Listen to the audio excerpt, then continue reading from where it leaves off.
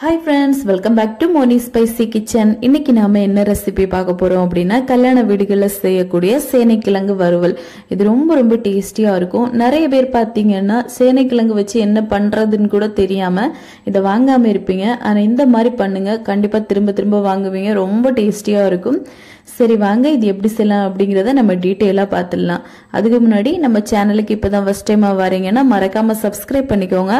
அப்படியே பக்கத்துல இருக்கக்கூடிய பெல் பட்டனை பிரஸ் பண்ணிக்கோங்க. அப்பதான் நான் போடக்கூடிய நியூ வீடியோஸ் உங்களுக்கு நோட்டிபிகேஷன் வரும். மறக்காம லைக் பண்ணுங்க, ஷேர் பண்ணுங்க. இப்போ வாங்க வீடியோக்குள்ள போய் இது எப்படி செய்யலாம் அப்படிங்கறத நம்ம டீடைலா பார்த்துடலாம். இப்போ இது செய்யறதுக்காக மீடியம் சைஸ்ல இருக்கக்கூடிய சேனைக்கிழங்கு தான் எடுத்திருக்கேன். இது பாத்தீங்கன்னா நல்ல ஃப்ரெஷ்ஷான கிழங்கு. இதுவே கொஞ்சம் பழைய கிழங்கா இருந்துச்சு அப்படின்னா இன்னும் ரொம்ப நல்லது. பழைய கிழங்கா இருந்துச்சு அப்படின்னா நம்ம நாக்கு ஊறுறது கொஞ்சம் கம்மியா இருக்கும். இதுல கொஞ்சம் அதிகமா தான் இருக்கும். அது இல்லாம நம்ம எப்படி பண்ணலாம் அப்படிங்கறத நம்ம இன்னைக்கு பார்க்கலாம். இதுல ஒரு 1/2 டேபிள் ஸ்பூன் அளவுக்கு மஞ்சள் தூளும் ஒரு 1/2 டேபிள் ஸ்பூன் அளவுக்கு உப்பும் சேர்த்திருக்கேன். சேர்த்துட்டு இதுல நாக்கு ஊறுறது தெரியாம இருக்கிறதுக்காக ஒரு பிஞ்ச் அளவுக்கு புளி. இப்ப இது கூடவே 1 கப் அளவு தண்ணியும் சேர்த்து இதை நல்லா வேக வச்சு எடுத்துக்க போறோம். ஒரு 5 நிமிஷமாவது நல்லா குக் பண்ணி எடுங்க. இந்த கிழங்கு பாத்தீங்கன்னா நல்லா வெந்து வரணும். இப்ப இது ஒரு பக்கம் நல்லா வெந்துட்டு இருக்கட்டும். இந்த மாதிரி நல்லா கலந்து விடுங்க. கலந்து விட்டுட்டு மூடி போட்டு நம்ம வேக விட்டுடலாம்.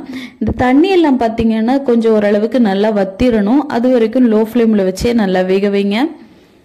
ஓகே, இது ஒரு பக்கம் வேகட்டும். இந்த டைம்ல நம்ம இதுக்கு தேவையான மசாலா அரைச்சி எடுத்துக்கலாம். இதுக்காக ஒரு மிக்சர் ஜார்ல 1 கப் அளவுக்கு துருவின தேங்காய், இது ஒரு முறி அளவு தேங்காய் இருக்கும், ஒரு சின்ன தேங்காய்ல ஒரு முறி. இப்ப இதை நம்ம மிக்சர் ஜார்ல சேர்த்துட்டு இது கூடவே ஒரு 5-6 பல் பூண்டு, அதுக்கப்புறமா ஒரே ஒரு துண்டு இஞ்சி, இதை கண்டிப்பா சேருங்க. சேர்த்துட்டு இது கூடவே 1/2 டேபிள் ஸ்பூன் அளவுக்கு சீரகம் சேர்க்கணும். அப்புறமா ஒரே ஒரு பட்டை, 2 கிராம்பு சேர்க்க போறோம். அப்புறமா சோம்பு, இது ஒரு 1/4 டேபிள் ஸ்பூன் அளவு சேர்த்துக்கோங்க. இப்போ இதுல 2-3 முந்திரி சேர்த்துக்கலாம். முந்திரி இல்ல அப்படின்னா இதுக்கு பதிலா நீங்க கசகசா கூட சேர்த்துக்கலாம். சேர்த்துட்டு தண்ணி எதுவும் சேர்க்காம இந்த மாதிரி நல்லா கொரகொரப்பா அரைச்சி எடுத்துட்டு வந்துருங்க. இந்த மாதிரி நம்ம அவியலுக்கெல்லாம் அரைச்சி எடுப்போம்ல, அதே பக்குவத்துக்கு நல்ல கொரகொரப்பா தான் இருக்கணும். இப்ப இதை மாத்தி வச்சுட்டு கிழங்கு வந்துச்சான்னு பாத்துடலாம். பாருங்க, இந்த அளவு நல்லா வெந்து வரணும். இதுல இருக்கக்கூடிய தண்ணி எல்லாம் பாத்தீங்கன்னா கம்ப்ளீட்டா நல்லா வத்திருச்சு, கொஞ்சமா மட்டும்தான் மிச்சமா இருக்கு. இப்போ இந்த கிழங்கு தண்ணி எல்லாம் வடிச்சு எடுத்துட்டு கொஞ்சமா எண்ணெய் சேர்த்து இதை நல்லா ஃப்ரை பண்ணி எடுத்துக்கலாம். இது லேசா ஒரு கோல்டன் கலர் வாரது வரைக்கும் நல்லா ஃப்ரை பண்ணி எடுங்க. இந்த மாதிரி நம்ம எடுத்தோம் அப்படின்னா தான் இது கல்யாண வீட்டு ஸ்டைல்ல நல்ல டேஸ்டியா இருக்கும். இந்த ஃப்ரை பண்ணி எடுக்கும் போது இதோட சுவை இன்னும் அதிகமா இருக்கும். அதுக்காக தான். இப்ப பாருங்க, ஓரளவுக்கு நல்ல ஒரு கோல்டன் கலர் ஆயிடுச்சு. இப்ப இதை நம்ம வெளியே எடுத்துடலாம். நான் 2 பேட்சா பாத்தீங்கன்னா பொரிச்சு எடுத்திருக்கேன். பாருங்க, பார்க்கவே ரொம்ப டேஸ்டியா இருக்கு. இது இப்படியே நம்ம சாப்பிடலாம். குழந்தைங்களுக்கு இந்த மாதிரி நீங்க கொடுக்கலாம். ரொம்ப ஹெல்த்தியானது கூட, ரொம்ப டேஸ்டியாவும் இருக்கும். இப்போ மிச்சமா இருக்கக்கூடிய இதே எண்ணெயில 2 பேட்சா நான் பொரிச்சு எடுத்ததுக்கு அப்புறமா மிச்சமா கொஞ்சம் ஒரு 3 டேபிள் ஸ்பூன் அளவு எண்ணெய் இருக்குது. இதுல ஒரு 1/2 டேபிள் ஸ்பூன் கடுகு, ஒரே ஒரு பச்சை மிளகாயை 2ஆ கட் பண்ணி சேர்த்திருக்கேன். அப்புறமா ஒரு கைப்பிடி அளவுக்கு கருவேப்பிலை, இது கூடவே ஒரே ஒரு பெரிய வெங்காயத்தை குட்டியா கட் பண்ணி அதை சேர்த்திருக்கேன். நீங்க இந்த டைம்ல தேவைப்பட்டா ஒரே ஒரு மீடியம் சைஸ் தக்காளியும் சேர்த்துக்கலாம். நான் தக்காளி ஏன் சேர்க்கல அப்படின்னா நம்ம ஆல்ரெடி புளி போட்டு தான் நம்ம வேக வச்சோம். அதுல லேசான ஒரு புளிப்பு தன்மை இருக்கும். இது கூடவே தக்காளியும் சேர்த்துட்டோம் அப்படின்னா இன்னமும் டேஸ்ட் கொஞ்சம் நல்ல புளிப்பா இருக்கிற மாதிரி இருக்கும். அதுக்காக தான் நான் சேர்க்கல. இப்போ இதுல பொடிகள் எல்லாம் சேர்த்துடலாம். ஒரு 1/2 டேபிள் ஸ்பூன் மஞ்சள் தூள், ஒரு 3/4 டேபிள் ஸ்பூன் அளவுக்கு மிளகாய் தூள், 3/4 டேபிள் ஸ்பூன் அளவுக்கு மல்லித்தூள், 3/4 டேபிள் ஸ்பூன் அளவுக்கு கரம் மசாலா தூள். நீங்க இதுக்கு பதிலாக சிக்கன் பொடி, பீஃப் பொடி, இல்லை அப்படின்னா கறி மசாலா, இந்த மாதிரி மசாலா பொடி எது வேணும்னு சேர்த்துக்கலாம். அப்புறமா தேவையான அளவுக்கு உப்பு, ஒரு 1/2 டேபிள் ஸ்பூன் உப்பு சேர்த்திருக்கேன். ஏன் அப்படின்னா ஆல்ரெடி நம்ம வேக வைக்கும் போதும் கிழங்குல உப்பு சேர்த்திருக்கோம். அதனால தேவைப்படுற மாதிரி பார்த்து நீங்க சேர்த்துக்கோங்க.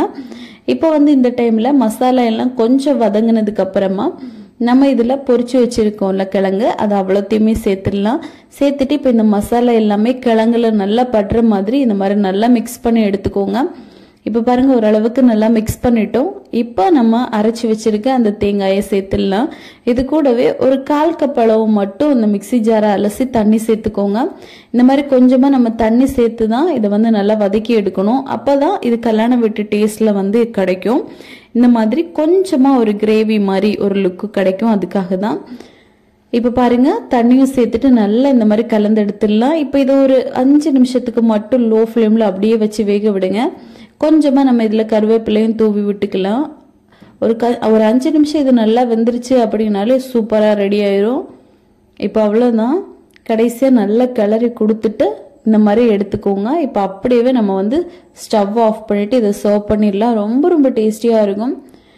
கண்டிப்பாக நீங்கள் இந்த மாதிரி ட்ரை பண்ணி பாருங்கள். பாருங்க எவ்வளோ சூப்பராக ரெடி ஆயிருக்குன்னு. இந்த சும்மா கூட எடுத்து நம்ம சாப்பிட்டுக்கலாம். அவ்வளோ டேஸ்டியாக இருக்கும். நீங்களும் இதை கண்டிப்பாக உங்கள் வீட்டில் ட்ரை பண்ணி பார்த்துட்டு எப்படி வந்துச்சு அப்படிங்கிறத மறக்காமல் கமெண்ட் பண்ணுங்கள். அப்புறமா இதே மாதிரி இன்னும் நிறைய ரெசிபிஸ் வேணும் அப்படின்னு நினச்சிங்கன்னா மோனி ஸ்பைசி கிச்சன் சேனலை சப்ஸ்கிரைப் பண்ணி வச்சுக்கோங்க. லைக் பண்ணுங்கள், ஷேர் பண்ணுங்கள். நெக்ஸ்ட் இன்னொரு வீடியோவில் உங்களை சந்திக்கும் வரை டேக் கேர். பாய்.